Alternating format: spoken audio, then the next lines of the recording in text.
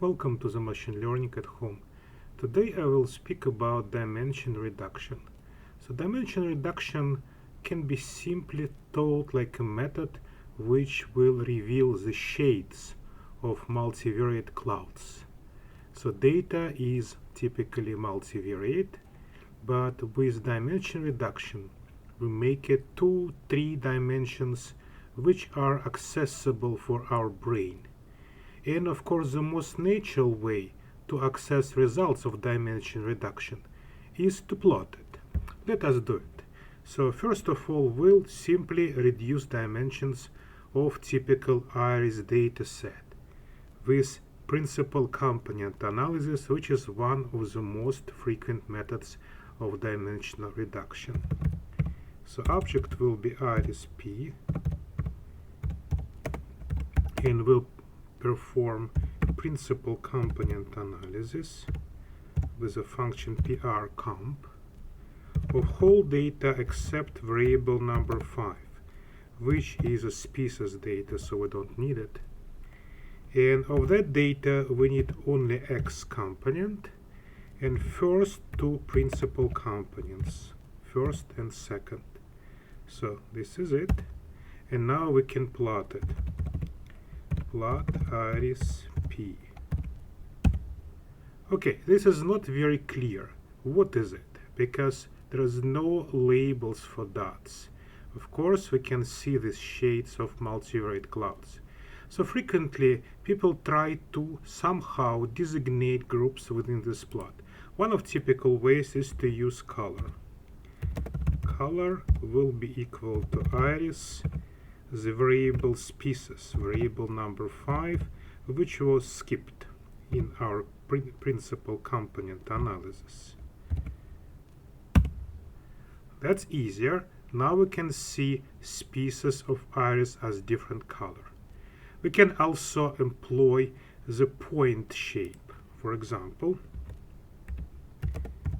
PCH as numeric iris species.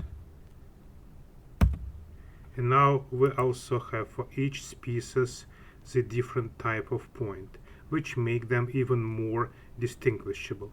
Still, with 3 species you can see borders quite well, but it needs several seconds to understand if clouds are intersecting or not. But what about more species? It will be very hard to understand. So there are 2 techniques which allow you to look on these cloud shades, cloud shadows as a whole. So this technique is called convex holes and confident ellipses. So let us learn these 2 techniques which will improve our understanding of dimension reduction. So first of all, you will need my library.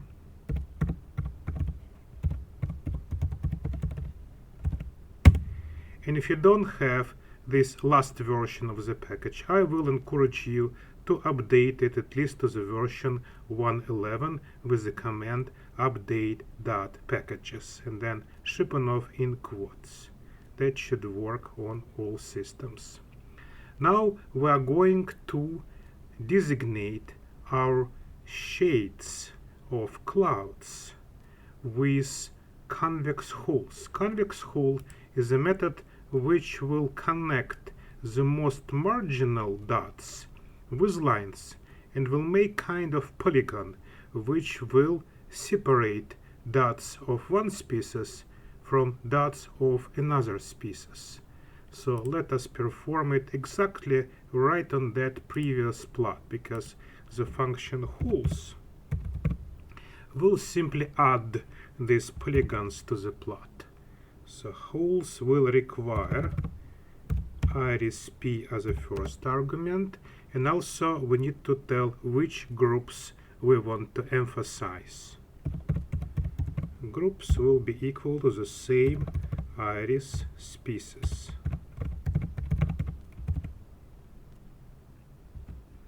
Okay, and now you can see these convex holes.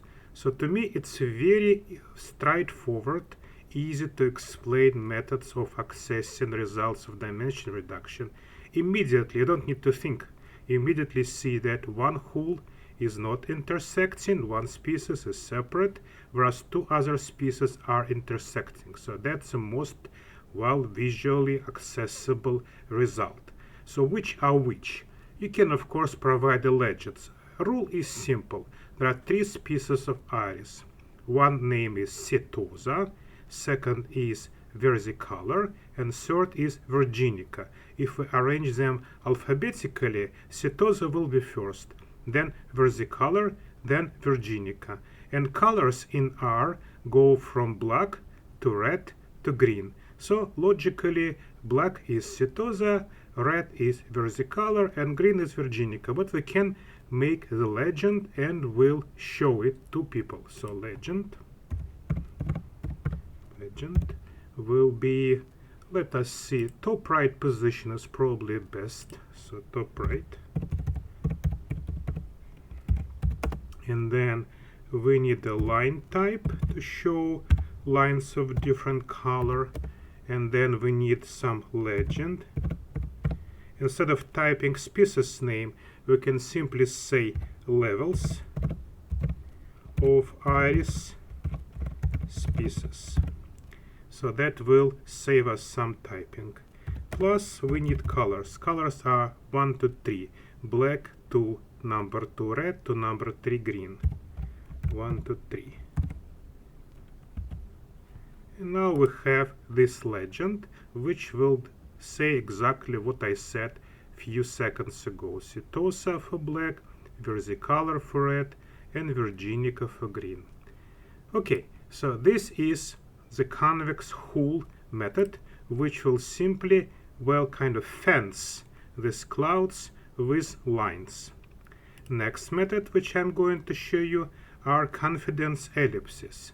It is similar, but different method of showing these different shadows of multivariate clouds. So let us do our RSP plotting again, for example. And now let us perform same very similar command to holes. So I'm simply type arrow up and then replace holes with ellipses. Otherwise, everything is very similar. Now you can see so-called confidence ellipses. So these ellipses will surround these places with 95% confidence lines. So you can say that probability of data point to be within this ellipse is 95%. Like 5% of data have a chance to be outside, and 95% of data have a chance to be within this ellipse. Of course, that statement have restrictions.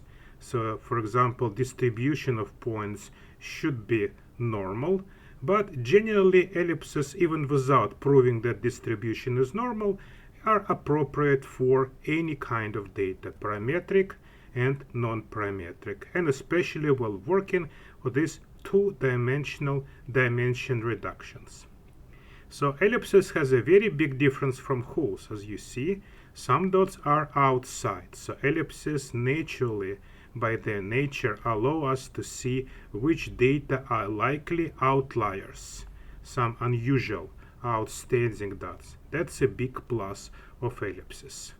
So now we can make a same legend again and make this plot final. So simply repeat legend with arrow up. Okay, so this will make plot understandable. And if you like, of course, we can plot holes and ellipses, both of them on the same plot, because they are all low-level plotting commands. So low-level plotting commands will not create new plot. They will add something to the previous plot. So let us add holes here. And I will also say that type of line is equal to 2. So it will be like dashed line. Okay, so this is a clear demonstration of how holes are different from ellipses.